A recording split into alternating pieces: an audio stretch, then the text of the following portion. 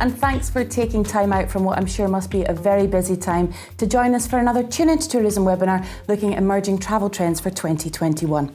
So far in this series, we've looked at who the new customer is and how they're behaving differently. We've heard more about how to cater to the trend for reunion travel and events by rethinking how we connect with our guests in a world that's been changed forever.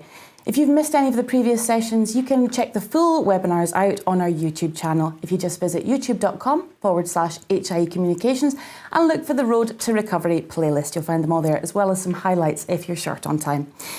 But today we're looking at the growing concern that tourists have about the impact of their trip. So not just on the environment, but also on the communities they're visiting too. So this webinar is all about responsible tourism.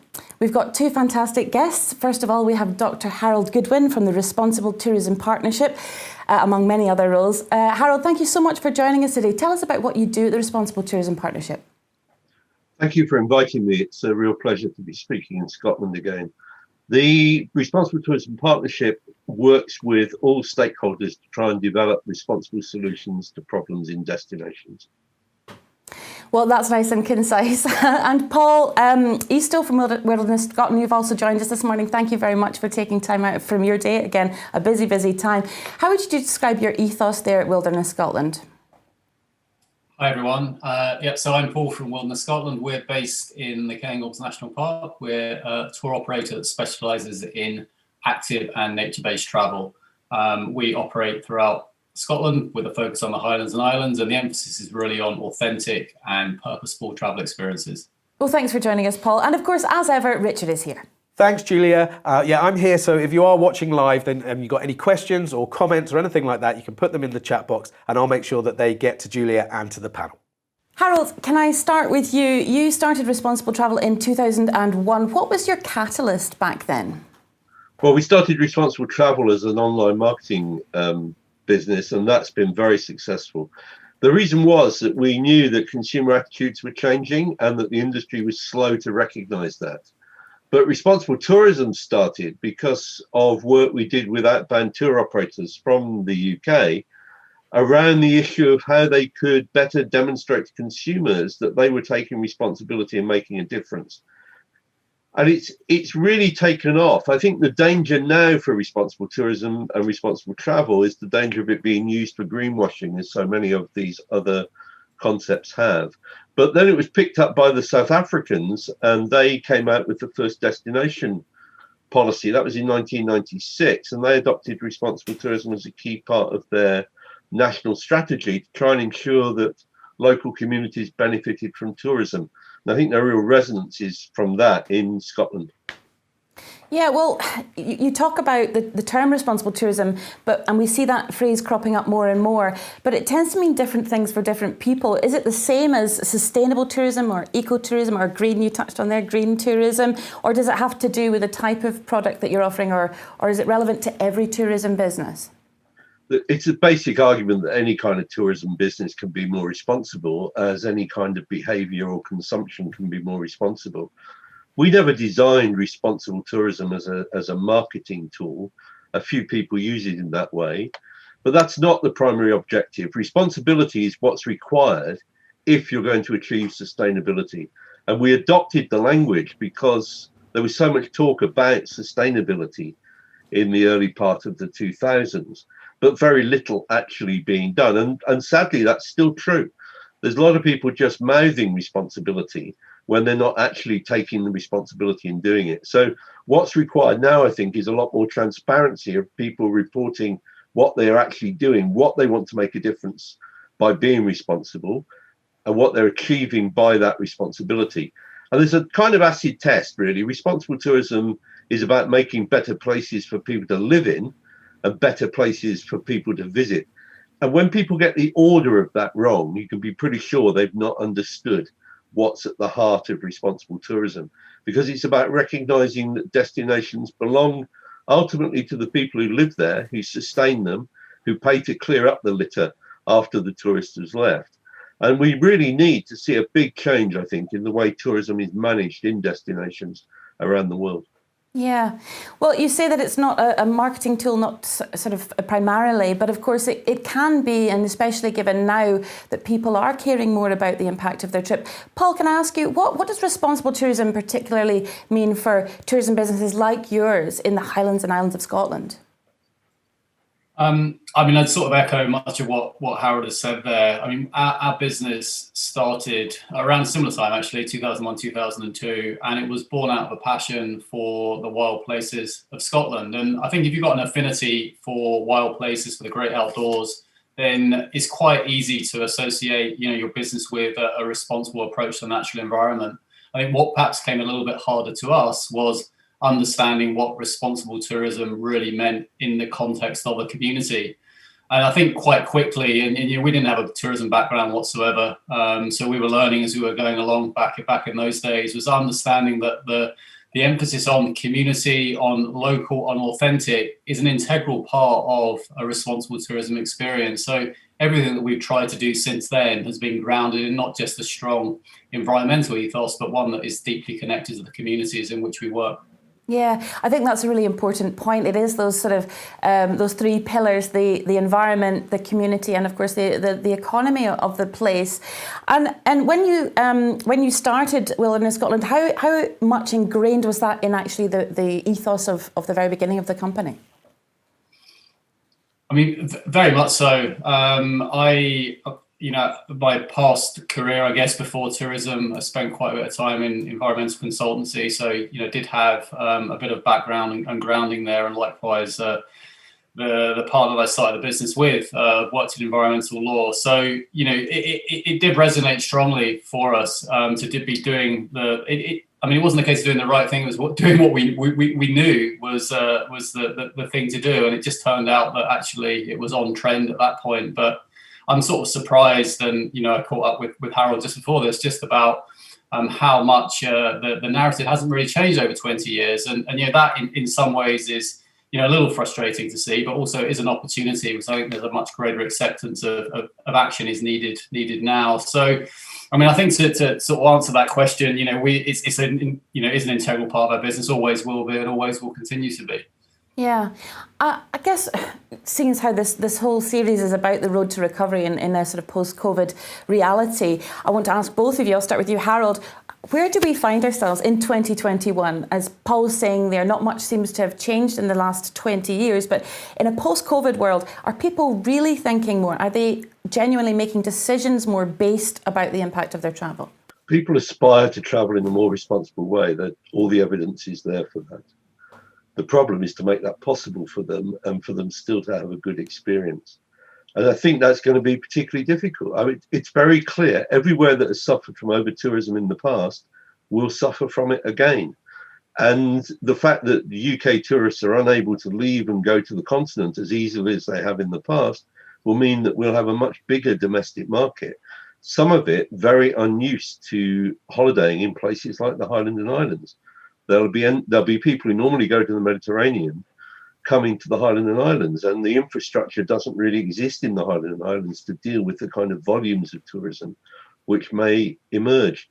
I think it's going to be really difficult for businesses to reopen and get profitable, and at the same time to take responsibility at the top of the agenda and to make sustainability something that they actually deliver. And I'm sympathetic with both sides in that, but it is going to be very difficult to manage tourism in a more sustainable way in a post-COVID world where, frankly, people are just desperate to get out into the wilderness and want to do it in ways which are COVID secure. So they're going to travel far more in cars. And of course, the camper van problem will also be much stronger. I see there's now the equivalent of Airbnb for camper vans, so you can easily hire one. I think it's going to be a really big challenge for the local authorities to manage tourism in a more responsible way. Well, Paul, you are one of those businesses that Harold's talking about. They're having to manage this in a new reality. There are new challenges around health and safety, supply chain, staffing, and as Harold said there, that domestic market that we've not seen before, quite possibly having quite an impact on the environment. How has it changed the way your strategy for this season? I mean, it's very challenging. A lot of what you've referred to there, and Harold's touched upon, adds additional operating cost to the business at a time when we're all desperately trying to rebuild, our financial position. We've all, quite frankly, taken a massive hit over the last 12 months. I mean, our revenue was down 96% on the previous year in 2020. And it will only be a fraction of what we would normally expect. So having to put in place the appropriate measures that are required is certainly challenging. I mean, I think what businesses like ours and similar who are in the active segment benefit from having managed risk all of our lives. So we are very used to putting in place appropriate mitigations to manage the wide range of risks that we experience on a day-to-day basis in all of our trips. But it's a challenge, and I think the domestic piece is interesting because Harold says that there are people that are going to be coming to Scotland and in particular Highlands Islands who aren't really used to that type of travel. And I think that the challenge for us as tourism operators is to try and deliver an experience that gets them to come back, and not as soon as the borders open, there's this mass exodus from the UK, because I do fear that will happen. And so I see this as a good opportunity to build a long-term advocacy base for tourism in Scotland. But we've got to do that by showing everyone who's coming this year an amazing experience, and that extends across the tourism supply chain from the infrastructure that's provided by local authorities and government through to individual businesses, and that's only going to be possible with a massive collective effort. And so what does that mean in practical terms for your business, Paul? What measures have you put in place? How are you changing the way that you communicate with guests to reflect those concerns around responsible tourism for the coming season?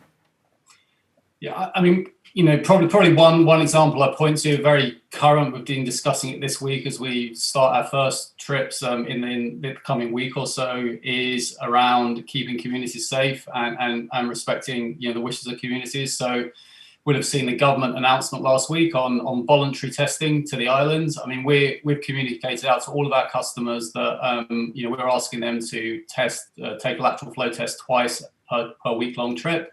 I don't imagine the majority of visitors to Scotland will be doing that, but we feel that it's the responsible thing to do in order to ensure that we're doing what we can to manage the pandemic. That's just one measure, and that's something that extends across all of our guiding team as well. They'll be following the same protocols. But again, that presents a challenge for the customer experience. We need to communicate that in a way that's a positive rather than a negative or a constraint on their holiday. And I think that extends across so many aspects of what we're doing. Restrictions around dining arrangements, whether you can have a glass of wine with your meal or not, inside, outside, all of those things need to be very carefully communicated, and I think communicated up front, so there's no nasty surprises for customers when they get here. Harold, what's your take on that in terms of what businesses should actually be doing and how they should change the way that they operate in this post-COVID world, but to still be responsible and actually rise to the challenge that is going to be faced in this coming season? I think there are so many different responses to this, and I mean, clearly the COVID security is a critical issue and probably has to be at the forefront of all of this. But the problem for a business like Paul's is that although Paul can get off the beaten track with his tourists and get out into the wilds, and I don't doubt, people will carry out whatever they take in if they're on one of Paul's trips. But to get to that place, they're going to have to go through destinations which are honeypots. And those honeypot destinations will have an increased problem with litter and so on. And I think for the tourism businesses, making sure that you keep your community on side so that you don't generate hostility to tourism will be a critical part of the medium-term sustainability of tourism businesses in Scotland. I mean, I see, because I have a Google alert, I see the kinds of comments which are coming out, particularly from the more rural areas in the local press, and their concerns about the impact of tourism on their communities. And I think it's an additional burden, and I'm sorry to mention it, but I think it's critical to the future of tourism in Scotland that the industry and the people in the businesses actually make sure that they're talking to the local communities and to the politicians running those communities about how to manage the impacts of tourism, both in terms of road congestion, inappropriate behaviour, and particularly litter and wild toileting. It is an enormous challenge. You're absolutely right. Richard, I believe we've got some comments coming through in the chat box. That's right. Julia, thank you. Yeah, we've got a question that's just come in from Martin. Thanks, Martin. And it's a question for Paul. And it's just, Paul, quite simply, are you asking them to take tests before coming on the holiday or just during it? So we're asking for a pre-departure test and also one midweek. I mean, I guess we're following a sort of similar protocol that's been advised in other sectors of the economy and society, where there's effectively 2 lateral flow tests a week. Okay, well, that answers that question. I guess it's a difficult thing because you are relying on people to be responsible themselves, and I think that's probably the nub of the problem here, is that you can't force people to behave in a certain way. Paul, back to you again. What are the assets, thinking beyond COVID and thinking about keeping communities safe in a sort of health aspect? What are the assets that we need to be taking better care of, that you're really thinking about at the heart of your business there, which is out in the wilderness of Scotland? Yeah, I mean, I think our greatest asset in Scotland, and if you asked any tourism expert, they would say the quality of the environment is definitely right up there. So for us, that's always been, a kind of key focus for any of the experiences that we design. I'm a big believer in education and inspiration. When it comes to looking after our natural world, and one of the skills I think that we try and bring to it through our guiding team in particular is just providing that inspiration and education to visitors to Scotland, to make them aware of some of the best practice regarding environmental management that they may not be so familiar with, particularly if they're from a more urban environment. And that can be extended, everything from the local B&B through to day guides or boat operators, wherever it might be. I think we can all play a role in that that inspiring piece. If we can foster a real appreciation for the natural world, then our dream, I guess our hope, is that if they can take that back to their own communities, then the world's ultimately a better place. And even if that happens just once, I think it makes all of our efforts worthwhile. Yeah, there are many different things we need to be taking care of. There's obviously our wildlife, our environment, as well as our people. Richard, I think there's some more comments coming through in the chat box. That's right. Yes, thanks, Julia. It's just another question from Duncan, who's got in touch just to say, I think it's another question for you, Paul, as well. It's can we expect to offer sustainable, low-impact wildlife or cycling trips into the wild to customers who fly in from America or Australia? That's a tricky one. Obviously, there's not going to be any of those anytime soon. But Paul, what's your thoughts on that? Those people taking those, carbon heavy, is that the expression I'm looking for, trips from the other side of the world, and then can we really provide them with a sustainable experience? Well, it's the dilemma and the dichotomy for, I guess, global tourism, isn't it? And I think, Harold, I'm sure, has got some quite strong views on this. I mean, I think my own perspective is that, international tourism delivers a huge amount of benefits to communities and environments around the world. Without it, I think the world would be a worse place, in my view. Yes, there is a challenge around climate change and the carbon impacts of flying, and we need to recognise that.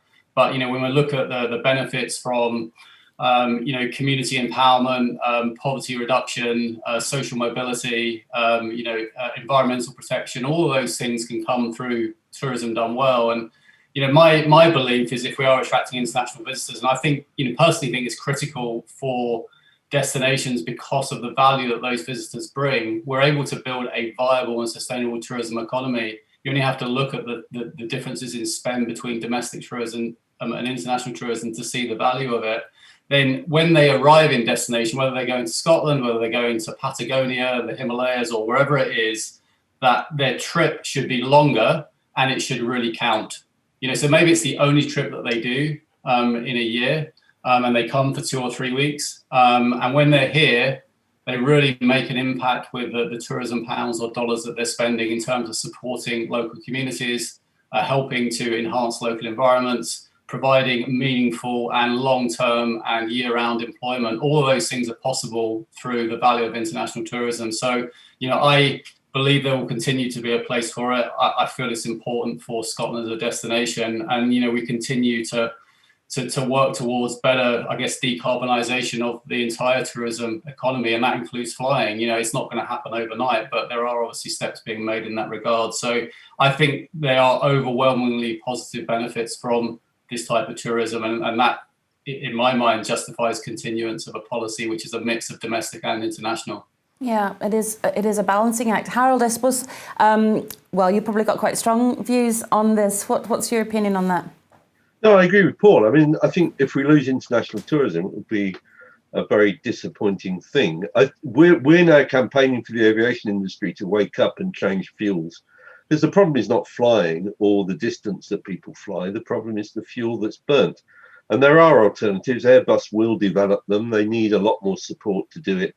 And we really need the tourism industry to be pushing governments to make sure that by 2035, we are in a position to see a different kind of flying, which will enable people to travel. I mean, it'd be bad enough for Scotland if you lost your international tourism, but imagine what it would be like for a Caribbean island or the Gambia. The consequences would be dreadful. And we need to just push the aviation industry to wake up and start to deal with the problems of their dirty fuel in a much more aggressive way. They're still buying planes which will be flying in 30 years' time, by which point some of the international consultancies are suggesting that aviation might be responsible on current trends for up to 25% of all the carbon emissions going into the atmosphere by then. And if that happens, then aviation will be closed down, and that will be a disaster for tourism.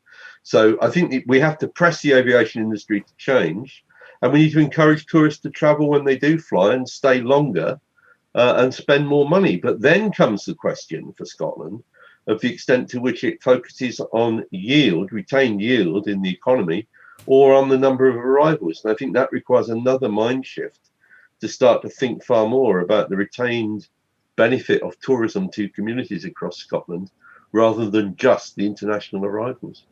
Yeah. Richard, some more comments coming through in the chat box? Yes, that's right. And thanks very much for your comments.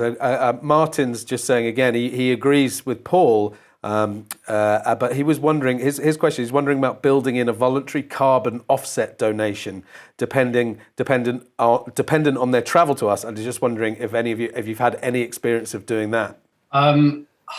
I've learned a lot over the last 2 decades about this. I mean, I can tell you what we have focused on instead, because it's more positive, which is around, we have a conservation contribution scheme, which isn't carbon focused. It's based around conserving local environments in the destinations in which we work.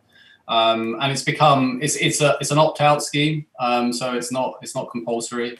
But it has become hugely successful. And I think one of the points is around trying to advocate an approach that more people can see. And I guess one of the things as our business has grown, the impact of that scheme has got substantially larger, which is very positive. So that goes to supporting grassroots environmental conservation charities in Scotland. So it is separated from carbon. I mean, we are wrestling with this issue again because we're taking quite significant steps to decarbonise our business as much as we can. But the question is, what role will offsetting play? In the period between now and when Harold describes we're flying around in hydrogen planes. So I'm kind of interested in Harold's thoughts on if it has any role at all. Yeah, well, I noticed Harold shaking his head at that comment. Harold, what are your thoughts on this? No, I agree with Paul, and I think what they're doing in their own business is exactly the right way to go.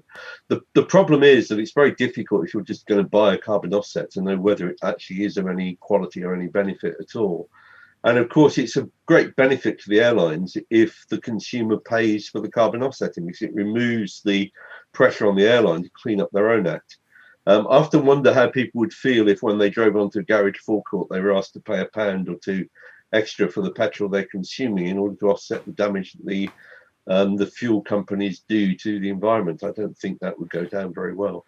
And I think focusing on the local things is the critical way forward. And what I think is beginning to happen around the world is people who own B&Bs or hotels are beginning to plant in their own yards, their own back gardens, and to look after that habitat. That is a really good way of investing back in the environment and investing back in your own business in an environmentally beneficial way. Yeah, I guess the issues around transport are going to keep coming back. We've got another question come in from Rupert. He says, does the panel have any suggestions for overcoming pressures on infrastructure sustainability, from road transport quality to provision of parking, electric car charging points, etc.? Is there help available to operators to install them charging points? Could the council do more? Yeah, so I mean, I'd really encourage people to look at that. There's really quite strong incentives at the moment. About 3 years ago, we built a new premises in Aviemore on a brownfield site. It's zero carbon and it's fully powered by renewable energy. That's our own renewable energy on site, as well as, so that's through air source heat pumps, which we have received some financial incentive to install, alongside, a renewable energy tariff as well. And we've got EV charging points, again, which we receive some support for the installation of. So there is a lot of support out there right now, and I don't know if it exists forever. I've actually recently made the switch to an electric vehicle myself, and I'm surprised at actually how good the infrastructure is in large parts of the country. It's going to need to catch up though as more people start using EVs, clearly, and where that energy is coming from, in order to charge those charge points is another matter. So I think the key message is there are resources available. Energy Saving Trust, would be a good place to start. Interest-free loans, some subsidies, they're out there and available for businesses that want to take them on. Well, that's really useful. Thank you very much, Paul. Harold, for the tourism businesses watching today, what do they need to be doing differently? What is the main issue do you see in terms of supporting more responsible travel in the Highlands and Islands of Scotland? I think that the experience of getting more responsible consumer behaviour generally applies to tourism as well, which is it's about choice editing.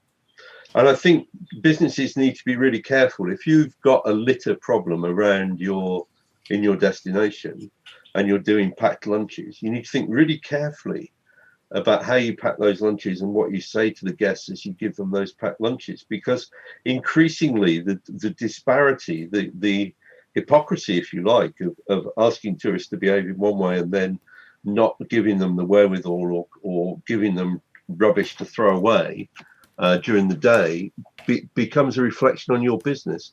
But unfortunately, there are no very simple things to this. It's about identifying the individual problems which your guests and your business are creating and trying to deal with those, and then looking after what you can do in a positive way to put back through, for example, a funding conservation, either mandatory or voluntary donation. There are lots of examples of that now where B&Bs collect something extra for local conservation or to restore footpaths. The opportunities are there, but essentially it's a series of micro solutions. There are no generic solutions except making access more difficult. And it was years ago when I was still at school in the 70s that Dovedale decided that they'd stop the parking along the roadsides in Dovedale in Derbyshire and put up a car park with a toilet block a few hundred yards from the valley. And most tourists didn't go very far from the car park. Controlling parking and access and making access more difficult is, I think, unfortunately, one of the key ways of protecting spaces.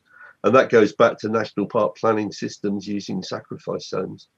And those sacrifice zones are either managed or they arrive naturally. But sacrifice zones is effectively what you're talking about. Well, Harold, I think you're so right there. There are going to be unique challenges depending on your location, and particularly in the Highlands and Islands, the remoteness can be an additional challenge for people. We've got a comment from Sue Crossman saying it's not just installation of the charging points, there are also issues with the power provision itself in remote parts of Scotland. And so, of course, that is something we have to concern ourselves with. Paul, how have you been particularly affected by your location? Aviemore is a small community, 4,000 or so people. So, I mean, it's certainly not, not an urban environment, but it is well connected I think, in many regards, whether it's road or rail. But many of the places we work with are extremely remote. And I think going back to Harold's point, actually, is really important about just a simple thing around packaging, because, everyone's looking for the sort of golden nugget solution here, but our experience is that it is a series of marginal improvements that you're really looking for as a business. And I think to use Harold's example is a good one. So, Henry and our team that looks after all of our equipment, and so he's managed to, over a period of around 3 to 4 years, source all of our foodstuffs that we provide in our trips. So a lot of that's snacks, expedition food we do on kayaking and canoe trips and things. And now that's all recyclable. So there is zero waste that is in any of our food provision that we provide. And it's taken an awful long time to get there, working with a lot of local suppliers. But it feels like a real step forward. But it's just a very small thing. And I think it's really essential if whatever we're doing in rural communities or urban, we're trying to identify those things that we can actually do, because the risk that we run with this whole issue is it just becomes too big and too difficult, and it gets put in the too hard to do box. And I just want to probably get that message across, is that pick those small things that you can do, and very over a long period of time, those very small things add up to something quite significant. Yeah, Harold's nodding along there. Harold, would you anything to add to that? Those small things, small steps that businesses can take that aren't so overwhelming right now? Well, I mean, some of the things which are easier to do than others is to go over, when the light bulb fails, go over to LED lights. Make sure that you probably don't put TVs in the rooms. I know that may seem counterintuitive, but it is around, I think, giving the tourist an experience of Scotland which is far more genuine than... I can remember when I first came to Scotland, which was in 73, and I wild camped, and it was wonderful. But I remember being horrified by the coachloads of tourists just driving through the countryside, going from one shopping emporium to another. Now, that's a model of tourism in Scotland which has more or less disappeared, I think, and rightly so, because one of the problems is that people never pay for the view, but somebody has to maintain that view. And the litter is one of the things which causes, litter and congestion are the things which really cause offence to local communities. And in the end, tourism is reliant on its license to operate. It has to keep the community on side. The community has to see that it is benefiting. So, as Paul says, moving over to using local suppliers rather than buying from the supermarket is one of the ways in which you spread the benefits into the local economy. And it's a matter really of thinking about how you make the whole thing more sustainable, and then taking responsibility to make it more sustainable. Yeah, we've got another comment from Rupert. He says, completely agree with Paul Reid, takeaway rubbish, etc. There are so many options for compostable packaging now. One problem is that not all councils, e.g. Western Isles, recycle organic material. Industrial composting is required for some compostable material. So again, there are challenges depending on your location, but it is about doing what you can do. Harold. It absolutely is, and I think this is why the partnership aspect of the Responsible Tourism Partnership is for me so important. Most of the problems that we need to address cannot be solved by a business operating alone. But if you take Paul's business, once he gets up high and away from where most of the tourists are, he is able to manage that in a sustainable way, pretty much on his own. But most tourists are going to be in areas where there are other tourists, where there are local people trying to go about their daily lives. And in that situation, you've really got to look towards the local authorities and work with them to manage tourists and tourism and the impacts of those tourists in a more sustainable way. And that can be about providing litter bins. In other circumstances, it's about having a strong, if you take it in, carry it out ethos. And the trouble is, circumstances alter cases on all of these things. There are no easy generic solutions. People talk, for example, about no single-use plastic, but they don't want to extend that presumably to syringes, of which there are a great many, or for that matter to face masks. So it is a matter of thinking about each individual negative impact and working out how you can either reduce it or ideally remove it. Well, yes, and that's what, Paul, I know you're working towards trying to do that. You're a founding signatory to the Tourism Declares Climate Change Emergency, working towards the goal of becoming climate positive by the end of this year. What does that really mean in practical terms? It means a few things. The first is trying to take control of the carbon emissions that we have a direct influence over. So, the big starting point for us was obviously our office operation. We had the opportunity, as I say, to relocate, and we could have chosen to build a cheaper building and run it off fossil fuels. That was definitely a cheaper option, significantly cheaper, but we chose to think longer term. And we installed air source heat pumps. We're running for renewable energy, ultra efficient. Building materials used, a lot of local materials used in the construction. And that's really, I think we're very proud of the sort of template that we're able to operate from. We've taken a lot of steps throughout the itineraries and trips that we run to try and understand where we can remove carbon, decarbonize those aspects of the trips, so to avoiding unnecessary travel. I think when we first started, we actually offered to do pickups and train stations rather than airports, and that was some 20 years ago. And a lot of people didn't like that because it was the advent of low-cost airlines, and it was extremely cheap to fly. But that's something that we've continued. So we are trying to think about ways in the product and experience design can be low carbon or zero carbon. We're fortunate in that much of what we do is human powered, which helps. But then, as one of the comments earlier made, I mean, the biggest challenge we have is around international travel. So, how do we, manage that for the longer term? And I mean, I am inclined to agree with Harold on this. I think that the onus is absolutely on the airlines to up their game. And there is some good stuff happening there, definitely, in terms of more fuel efficient aircraft and alternative fuels.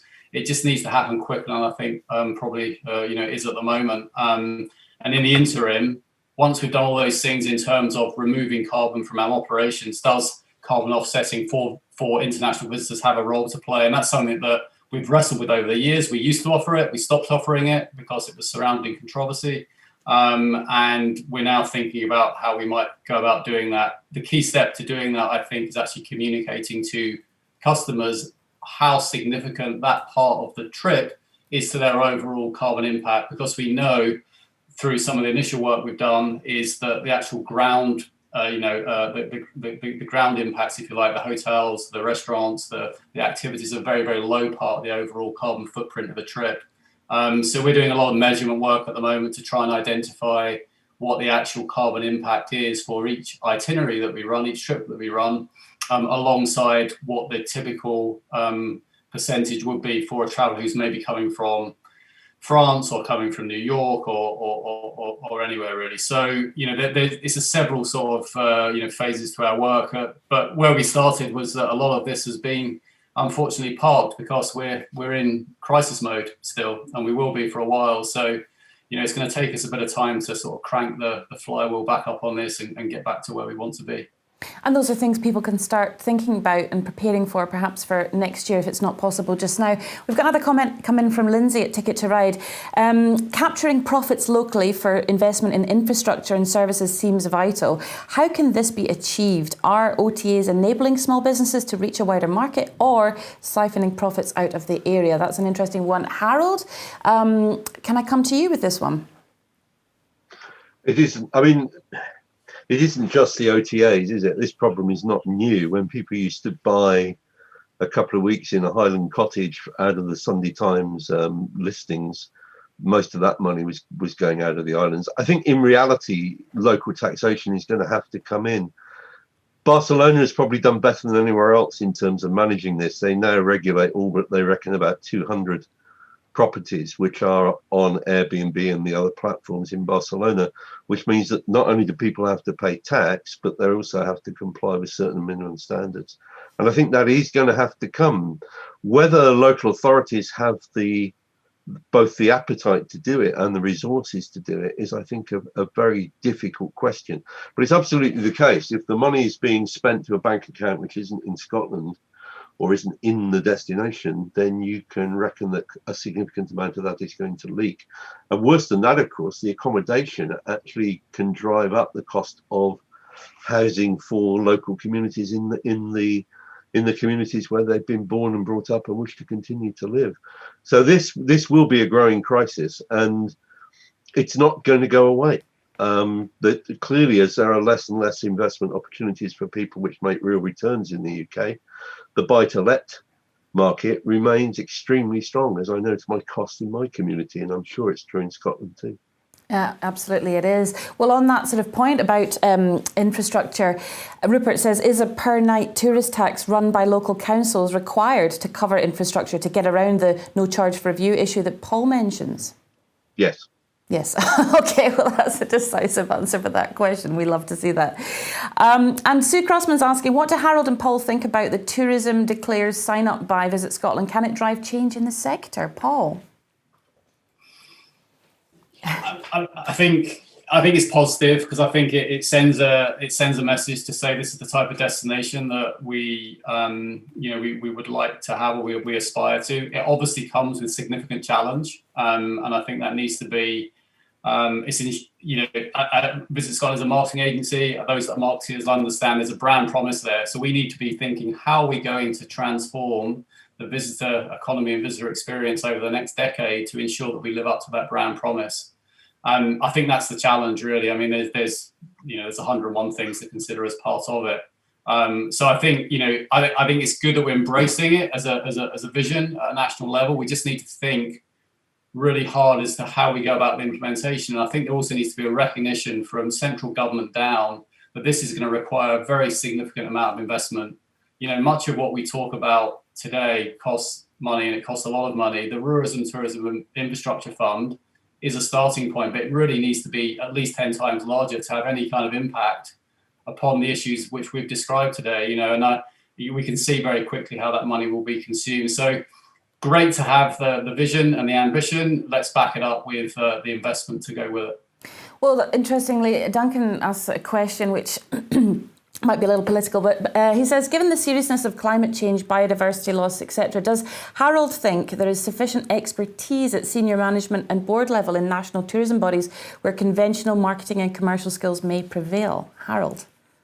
That has to have a careful answer, doesn't it? Yes. I think the point I would make is that we see all around the world, we are seeing DMO being shifted back to meaning management rather than marketing, and trying to use marketing as a management tool to select the visitors who are being attracted and to select visitors who are least likely to do damage and, on the positive side, most likely to make a big contribution.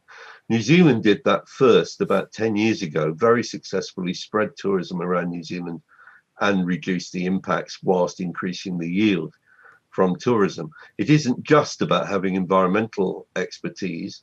There is plenty of expertise around. I think the critical thing for me is this partnership notion of working with the environmentalists and with those concerned about the strength of the local economy to develop solutions which will work in particular places. And I'll give you a concrete example of that. My sister lives in North Wales. For a hotel to invest in reducing its water consumption in North Wales is not a high priority. I live in an area which has the same water supply and the same rainfall as Israel.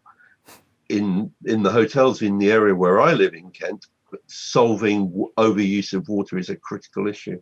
So the salience and the importance of issues varies from place to place, and that will be true across Scotland as it is across England. The same issues are not everywhere. Yeah. It is so much to think about, and we are running out of time. But before we go, I just wanted to ask both of you, this pandemic has given us an opportunity, as you say, Howard, to rethink how we want the industry to look and to fix some of the things that have not been serving us well. What's your vision for the future of tourism in the Highlands and Islands of Scotland, Harold? I hope that it will remain a special place. I mean, obviously, a lot of people now ask me what's top of my list when I can finally travel again. And getting up to the Highlands and Islands is right there. I was lucky to go around the Northern 500 a couple of years before the marketing resulted in the problems which are there now. And I do think that people need to take a long-term view about how they maintain the value of their asset. It is about maintaining great places for people to visit, but you can only achieve that if you put the priority on making great places for people to live in. Because great places to live in are great places to visit. Yeah, and Paul, what about you? What's your vision for the future of tourism? I think it goes back to what we touched on earlier, which is, we can't keep externalizing the social and environmental costs of tourism. There just needs to be an understanding that, that is not a long-term strategy. So I think we need to seriously consider, the volume versus value equation, particularly in the Highlands. And, I think it's really important that isn't confused with the message that says this is about exclusive form of tourism or it's about luxury trip. That absolutely isn't. It's about a quality and purposeful travel experience that people are prepared to pay for. I think that's the difference. And I was just this morning actually looking at places to go in the summer, and I was looking at the sort of 5-star bunkhouse on Cole. Now that's been done fantastically well, and it's got the facilities for a 21st century tourist that's interested in things. It has a great drying room, it's got laundry, it's modern facilities. Those are facilities that people are happy to pay for because it is consistent with the type of experience that they're looking for in Scotland. So, I think that it's a combination of investment to ensure that communities and environments can accommodate, obviously what is a growing trend in tourism. That's global, that will continue, but it's also, I guess, a call to industry to think about the products that we're providing so we attract a visitor that truly values what we have here. And I think, to Harold's point, having been fortunate to travel to a lot of countries around the world, I just think that, Scotland and particularly the Highlands Islands is a truly remarkable place, and it's on all of us to keep it that way. Yeah, I think you're right. I think we have to sort of perhaps redefine the metrics for success within tourism. So much to think about, and thank you so much to both of my guests today. Lots of really fascinating stuff there. Dr. Harold Goodwin from the Responsible Tourism Partnership and Paul Easto from Wilderness Scotland. We'll be back on Friday with a final webinar in this series. We're looking at the trend for rural and community travel, something that the Highlands and Islands are already brilliantly placed to make the most of. We've got guests Peter Syme and Joan Bishop from Dornoch.